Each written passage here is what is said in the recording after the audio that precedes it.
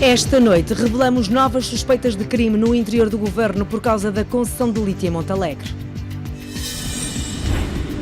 O ex-secretário de Estado Jorge Oliveira tornou-se consultor financeiro da empresa que ganhou a concessão 3 meses antes do governo ter assinado o contrato definitivo. Em causa, um investimento de 350 milhões entregue a uma sociedade criada 3 dias antes de ter ganho a licença do Estado.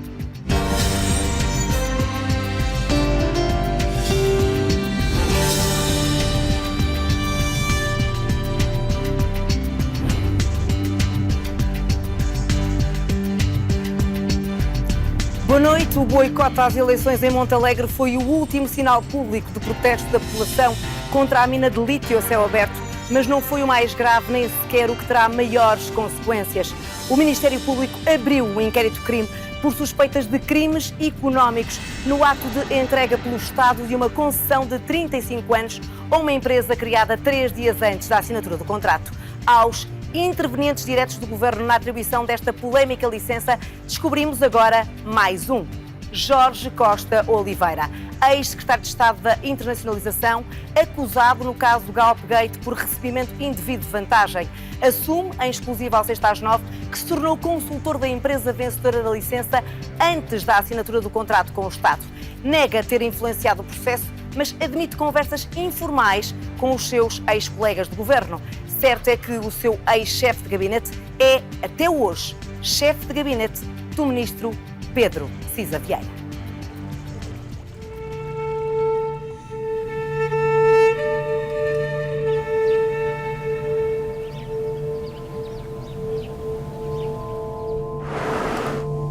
Estamos a falar de um buraco a 350 metros, vai fazer ali na montanha, estamos a falar mais ou menos um desnível para este lado de 50 metros. Estamos a falar de alterar completamente os lençóis freáticos aqui toda na nossa zona. Se for para a frente, vai causar a destruição total na aldeia.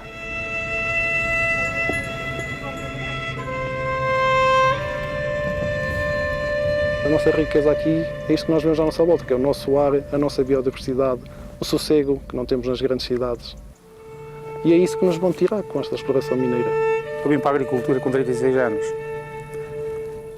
Tudo que tenho cá foi construído por mim. E hipotequei a minha vida aqui em Rebordelo, porque gosto da terra onde é que nasci. E, entretanto, querem agora, com 58 anos, mandarem-me embora.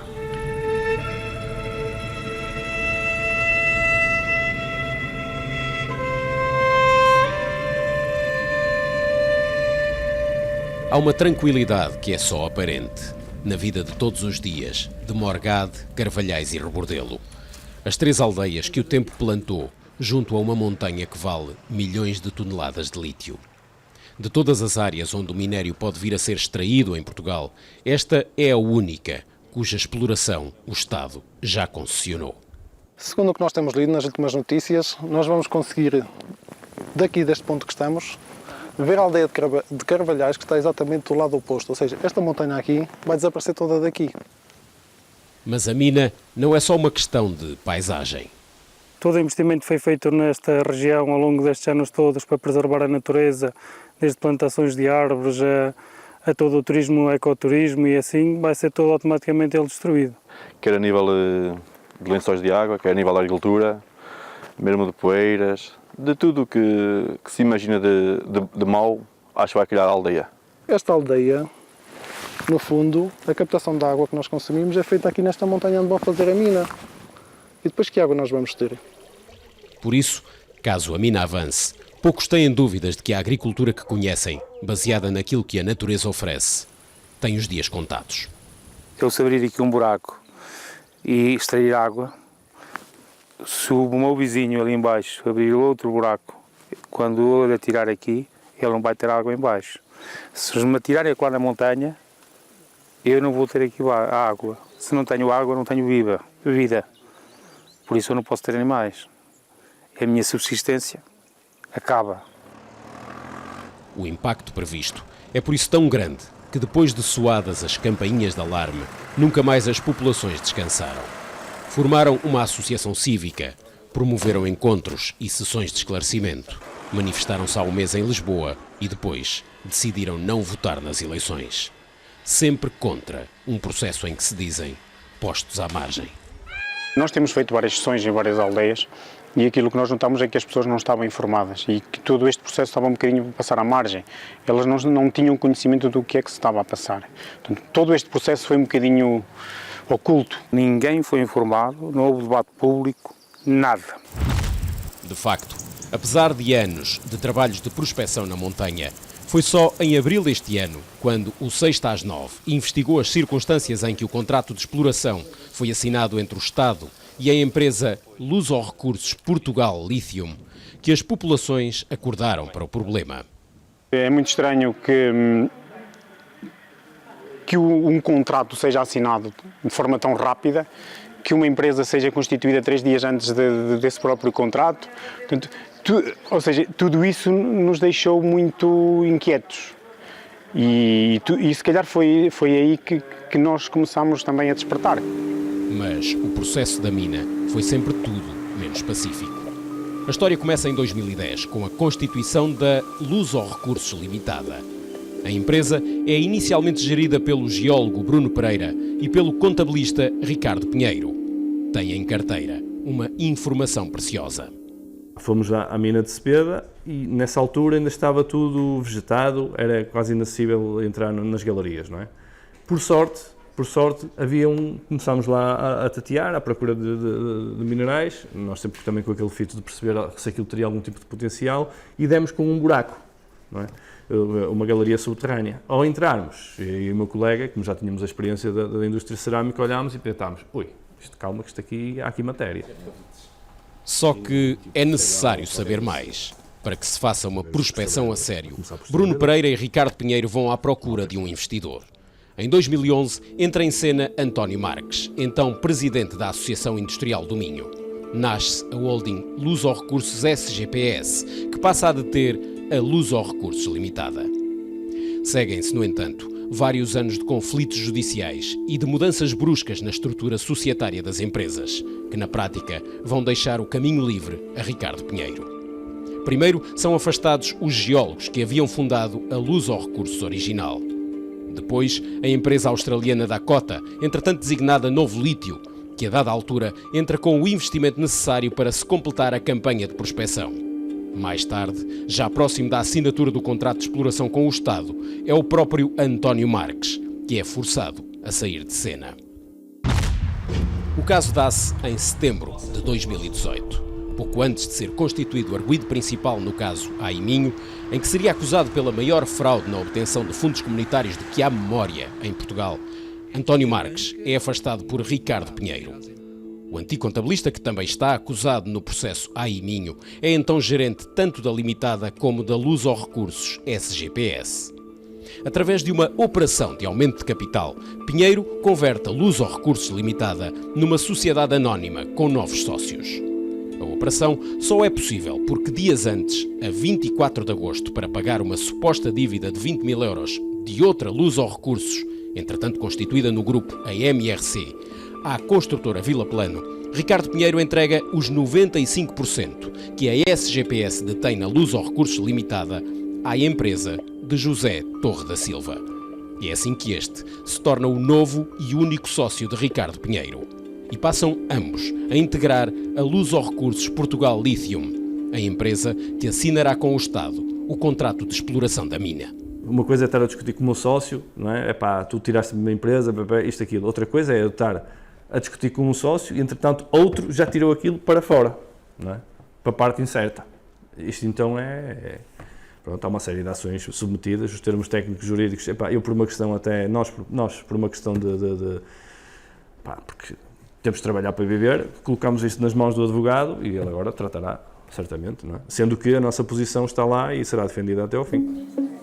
Tal como em abril, o 6-9 avançou, a Luso-Recursos Portugal Lithium foi formalmente constituída em março deste ano.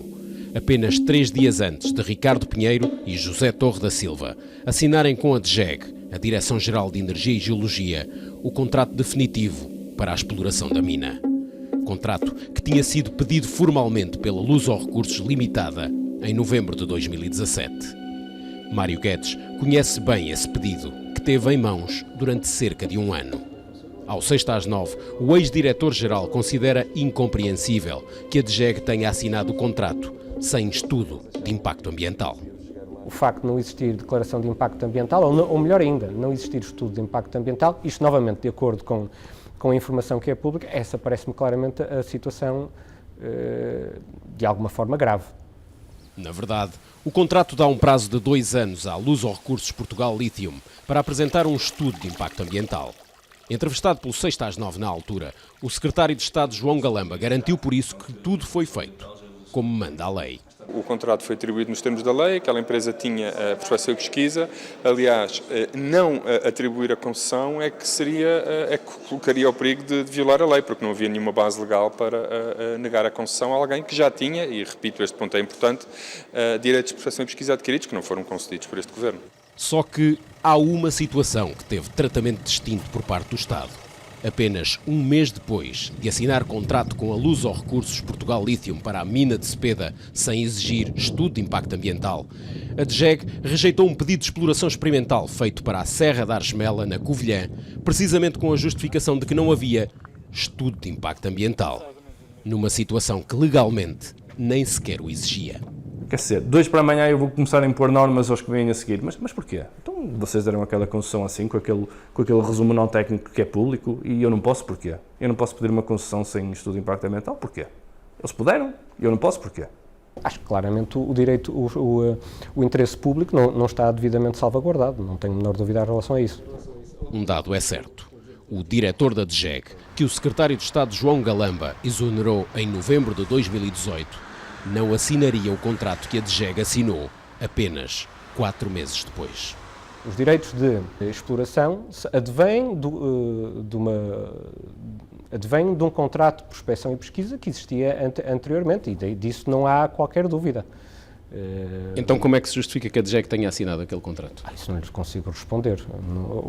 Eu não tenho O Sr. acesso... Engenheiro não o assinaria, certamente. De acordo com o que me está a dizer, não. De facto, em poucos meses, com a saída forçada de Mário Guedes da DGEG, tudo muda na forma do Estado analisar o pedido de exploração que tinha em mãos para a mina de Cepeda. Mas, do lado da Luso-Recursos, também há novidades. Precisamente na mesma altura, surge em cena Jorge Costa Oliveira, um dos 3 governantes demitidos na sequência do caso Galpgate, o processo das viagens pagas pela Galp ao Europeu de Futebol, processo em que é arguido. Entre o final do ano passado e o início deste, o ex-secretário de Estado para a Internacionalização aparece como consultor da Luso-Recursos para o negócio do lítio. Neste momento é consultor da empresa Luso-Recursos Portugal Lithium? Sim, sou consultor para a área do financiamento. Esse seu acordo funciona numa espécie de success fee? O setor só receberá se conseguir a tal viabilidade económica para a empresa, é isso? Exatamente. É um acordo informal, não fizemos nenhum contrato. Portanto, neste momento ainda não recebeu nada, é isso que me quer dizer? Não. Além de falar com Jorge Costa Oliveira por Skype, uma vez que o ex-secretário de Estado se encontra na Tailândia, o 6/9 confirmou junto de várias fontes que a colaboração se iniciou meses antes do contrato de exploração para a mina de Cepeda. O setor consegue precisar quantas vezes é que esteve em Montalegre e com quem? Penso que só tive 2 vezes em Montalegre. Tive uma vez em que tive reuniões com uma série de entidades locais. Consegue precisar as datas desses encontros? Não me lembro agora. Mas consegue situar as suas idas a Montalegre sequer no tempo? Não faço ideia, que se quer que lhe diga, acho que isso não é de todo relevante. Tem a certeza que ocorreram antes da concessão ter sido entregue em março? Não, é muito possível. Ouça, a primeira pode ter sido antes, a segunda foi seguramente depois. 2 idas a Montalegre para tratar de um financiamento de 350 milhões de euros que, caso avance, lhe irá render uma comissão. O que disse em reuniões, em conversas em Montalegre, foi que achava que havia condições para se conseguir fazer o financiamento do projeto, dependendo, obviamente, do evoluir da situação. Nunca andei a falar em agilizar processo nenhum. O Sr. nega em absoluto que alguma vez tenha intercedido, efetuado contactos junto de João Galamba ou de João Pedro Matos Fernandes, respectivamente Secretário de Estado da Energia e Ministro do Ambiente, para acelerar e alcançar esta concessão definitiva de exploração de lítio em Montalegre? Por isso, não vou tecer considerações sobre isso. Eu conheço mal o Dr. João Pedro Matos Fernandes, o engenheiro João Pedro Matos Fernandes, e o Dr. João Galamba nem sequer o conhecia. E, portanto, quando me pergunta se cometi um ato de corrupção, ilegalidade ou outra coisa que está por trás dessa suposta agilização, não, obviamente não fiz, não passaria pela cabeça. Nunca falou com eles sobre esta matéria, nem com qualquer outro membro do Governo? Antes do contrato, quer dizer? Antes do contrato. Não sei, posso ter falado, mas não pus pressão, nem estive envolvido, digamos, na negociação relativa ao contrato. Volto a reiterar, sou consultor apenas para a parte do financiamento. Em nota enviada ao 6/9, o Ministério do Ambiente e da Transição Energética refere que Jorge Costa Oliveira participou a 30 de abril, já depois da assinatura do contrato, numa reunião com João Galamba, em que estiveram também os 2 administradores da Luso Recursos Portugal Lithium. Fonte da empresa garante-nos que a colaboração com Jorge Costa Oliveira se deve exclusivamente à valiosa carteira de contactos que o ex-secretário de Estado reuniu ao longo de anos de experiência profissional no Extremo Oriente. Uma experiência anterior à vinda para o governo de António Costa. O primeiro-ministro é, aliás, um amigo pessoal de longa data, tal como vários outros membros do governo que agora cessa funções. Jorge Costa Oliveira pertence ao chamado Grupo de Macau, um conjunto de juristas que trabalharam todos no mesmo escritório e que inclui também os ministros Eduardo Cabrita, da Administração Interna, e Pedro Cisa Vieira, da Economia. O 6/9 percebeu inclusive que entre a saída de Oliveira do governo e a entrada de Cisa poucos meses depois, há uma transferência direta. O seu ex-chefe de gabinete, Pedro Reis, é o hoje chefe de gabinete de Pedro Cisa Vieira, que, ao que julgo saber, tem sido o interlocutor junto à Comissão Europeia para o negócio do lítio. Por esse lado, não se sente bastante próximo ainda do governo? Está-me a dar uma novidade. Está a ver a proximidade ao governo que eu tenho. Não.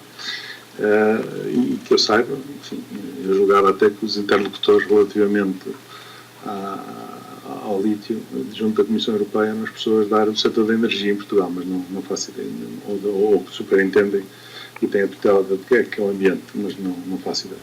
Portugal faz parte da Aliança Europeia para as Baterias, uma iniciativa do vice-presidente da Comissão, Maroš Šefčovič, que pretende promover uma indústria de novas formas de energia não dependentes do carbono.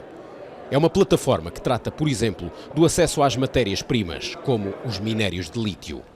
Este ano, em várias reuniões em Bruxelas, Portugal foi representado ao mais alto nível, quer pelo secretário de Estado da Energia, João Galamba, quer pelo ministro da Economia, Pedro Cisa Vieira. Ao 6/9 por escrito, o gabinete de Pedro Cisa garante que, nos raros contactos que teve, depois da saída do governo do ex-secretário de Estado da Internacionalização, o ministro nunca conversou com Jorge Costa Oliveira sobre